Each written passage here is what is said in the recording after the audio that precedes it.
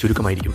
അതൊരു ബൈക്കായിരിക്കാം, അല്ലെങ്കിൽ ഒരു സ്കൂട്ടറായിരിക്കാം, അല്ലെങ്കിൽ പവർഫുൾ ആയിട്ടുള്ള ഏതെങ്കിലും വാഹനമായിരിക്കാം. ഒരു സാധാരണ ബൈക്കിൽ ഒരു ലോങ് റൈഡ് പോകുന്നെങ്കിൽ എന്തൊക്കെയാണ് മിനിമം ആവശ്യമുള്ള സാധനങ്ങളെന്നാണ് ഞാനിപ്പോൾ പറയുന്നത്. തുടർച്ചയായി കുറേ നേരം ഓടിക്കുമ്പോൾ നമുക്ക് ഈ കാണുന്ന തരത്തിലുള്ള ഒരു സീറ്റ് അനിവാര്യമാണ്.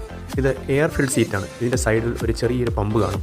ഈ പമ്പിൽ നമ്മൾ പ്രസ് ചെയ്ത് കഴിഞ്ഞാൽ ഇതിനകത്തുള്ള എയർ ബബിൾസ് ഉയർന്നു വരികയും നമുക്കൊരു കുഷൻ എഫക്റ്റ് കിട്ടുകയും നടുവേദന പോലുള്ള കാര്യങ്ങൾ നമുക്ക് ഉണ്ടാകാതിരിക്കുകയും ചെയ്യും. റൈഡിന് അത്യാവശ്യം വേണ്ട ഒരു സാധനം ഇതാണ്. മഴക്കാലത്ത് ഈ സീറ്റ് നനയാതിരിക്കുന്നതിന് വേണ്ടി ഇതിനോടൊപ്പം തന്നെ നമുക്കൊരു വാട്ടർ പ്രൂഫ് സീറ്റ് കവർ കൂടെ ലഭിക്കുന്നുണ്ട്. ഇത് ഞാൻ ഹാൻഡിൽ ഒരു ക്രോസ് ബാർ ഫിറ്റ് ചെയ്തതിന് ശേഷം അത് ഒരു ചെറിയൊരു ബാഗ് അപ്പോൾസ്ട്രി കടയിൽ കൊടുത്ത് സെപ്പറേറ്റ് ചെയ്ത് വാങ്ങിയതാണ്. ഈ ബാഗിൻ്റെ പ്രയോജനം എന്തെന്നാൽ ചെറിയ രീതിയിലുള്ള സാധനങ്ങൾ നമുക്ക് ഇതിനകത്ത് വയ്ക്കാം. പെട്ടെന്ന് എടുക്കേണ്ട ആവശ്യത്തിലുള്ള സാധനങ്ങൾ എപ്പോഴും ബാഗ് തുറന്ന് എടുക്കേണ്ട ആവശ്യം വരത്തില്ല. ഇത് ഞാൻ ചെയ്തെടുത്ത ഒരു ഓയിൽ ക്യാൻ ഹോൾഡറാണ്. നമ്മളൊരു 300-400 കിലോമീറ്റർ തുടർച്ചയായിട്ട് ഓടിക്കുകയാണെങ്കിൽ ചെയിൻ ലൂബ്രിക്കേറ്റ് ചെയ്യേണ്ടതിൻ്റെ ആവശ്യം വരും. അപ്പോൾ അതിൻ്റെ ഓയിൽ ക്യാൻ സൂക്ഷിക്കുന്നതിനാണ് ഈ ഹോൾഡർ. അടുത്തത് ഏറ്റവും പ്രധാനപ്പെട്ട ഒരു കാര്യമാണ് ഒരു നല്ല ഹെൽമെറ്റ് സെലക്ട് ചെയ്യുക എന്നുള്ളത്. സിറ്റിയുടെ തിരക്ക് വിട്ട് നമ്മൾ ലോങ് ഡ്രൈവ് ഹൈവേകളിൽ കൂടെ പോകുന്ന സമയത്ത് ചെറിയ രീതിയിൽ മ്യൂസിക് കേൾക്കുന്നതിനായി ഈ ഹെൽമെറ്റിനകത്ത് തന്നെ ഞാനൊരു ബ്ലൂടൂത്ത് സ്പീക്കർ സെറ്റ് കണക്ട് ചെയ്തിട്ടുണ്ട്. പുറകിൽ നിന്ന് വരുന്ന വാഹനങ്ങളുടെ ഹോൺ കേൾക്കുന്ന രീതിയിൽ ഇതിൻ്റെ വോളിയം നമ്മൾ അഡ്ജസ്റ്റ് ചെയ്ത് വയ്ക്കണം. ഇതിൽ നിന്ന് തന്നെ നമുക്ക് ബ്ലൂടൂത്ത് മൊബൈൽ കണക്ഷനും എടുക്കാൻ കഴിയും.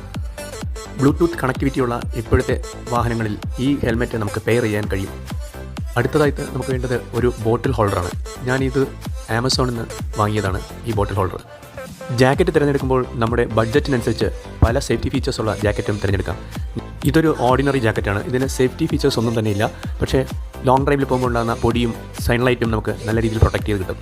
അടുത്തതായി വേണ്ടത് ഗ്ലൗസ് ആണ്. അത് പ്രൊട്ടക്റ്റീവ് ഗ്ലൗസ് കൊണ്ട് അല്ലെങ്കിൽ ഓർഡിനറി ഗ്ലൗസ് നമുക്ക് സെലക്ട് ചെയ്യാം. എന്തായാലും ഒരു ഗ്ലൗസ് അത്യാവശ്യം.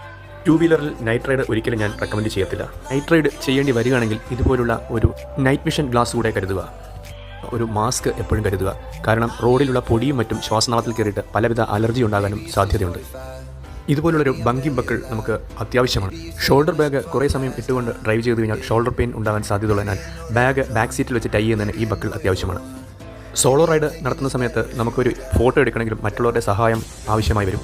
അങ്ങനെ ആരെയും ഡിപ്പെൻഡ് ചെയ്യാതെ നമുക്ക് ഫോട്ടോ എടുക്കുന്നതിനും ഇതുപോലത്തെ ഒരു ട്രൈപോഡ് കം സെൽഫി സ്റ്റിക്ക് വാങ്ങുന്നത് നല്ലതാണ്. ദൂരെ ക്യാമറ സെറ്റ് ചെയ്ത് വെച്ച് നമുക്ക് വീഡിയോ ഷൂട്ട് ചെയ്യുന്നതിനും ഫോട്ടോ എടുക്കുന്നതിനും ടൈമർ സെറ്റ് ചെയ്യാതെ തന്നെ ഈ ഒരു ചെറിയ ഡിവൈസ് കൊണ്ട് ഓൺ ഓഫ് ചെയ്യാൻ പറ്റും. പോകുന്ന സ്ഥലത്തിൻ്റെ മാപ്പും അതുപോലെ പോയ സ്ഥലങ്ങളും ഇൻഡിക്കേറ്റ് ചെയ്യുന്ന രീതിയിൽ ഇതുപോലുള്ള ഒരു സ്റ്റിക്കർ വർക്ക് ചെയ്യുന്നതും ഉപകാരപ്പെടും. എപ്പോഴും ആംഗിൾ സപ്പോർട്ടുള്ള ഒരു ഷൂ തിരഞ്ഞെടുക്കുന്നതായിരിക്കും നല്ലത്. കാരണം കാല് ചെറുതായിട്ടൊന്ന് തിരിഞ്ഞു പോകാനോ അല്ലെങ്കിൽ ചെറിയ രീതിയിൽ ഉരച്ചിലുണ്ടാകാനോ ഒക്കെ സാധ്യത ഉണ്ടെങ്കിൽ ഇതുപോലെ ആംഗിൾ സപ്പോർട്ടുള്ള ഒരു ഷൂ ഉണ്ടെങ്കിൽ ഒരു പരിധി വരെ പ്രൊട്ടക്ഷൻ കിട്ടും.